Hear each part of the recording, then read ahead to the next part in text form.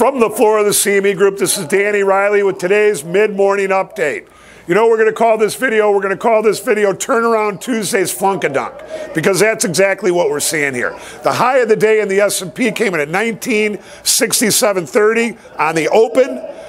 The low came in at 1956 even recently, and last we're 1958 half.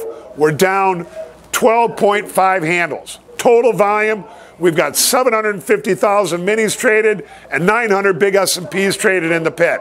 I want to remind everybody that's decent volume in the mini, but 155,000 of that came from Globex. So you got to subtract that out of your volume. Look at, as far as what I would say is we always see better volumes on the downside. Now, tomorrow we've got the Fed minutes, which I think everybody's going to be on lookout for. I don't think anything negative comes out of that. You know, and as I said earlier, late last week and yesterday, and on my morning comment, this weakness, I'm not shocked at all by it. In fact, we were talking about it late last week and yesterday, as I said, and with the S&P up so much over the last 2 or 3 weeks, this is exactly what it needs. It needs to pull back a little bit, and it needs to pull back in front of the pit bulls Thursday, Friday low, and that's exactly what we're seeing. Now, I think 1956 is a critical level, and if you start taking out that, you're going to probably start trading down into the 45, 48 level, but I don't think that's in the cards.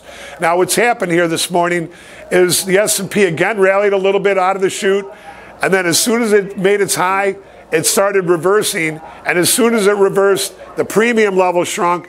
In came the index arb sell programs, and with so many buy stops underneath the market, the S&P it had an easy time on the downside.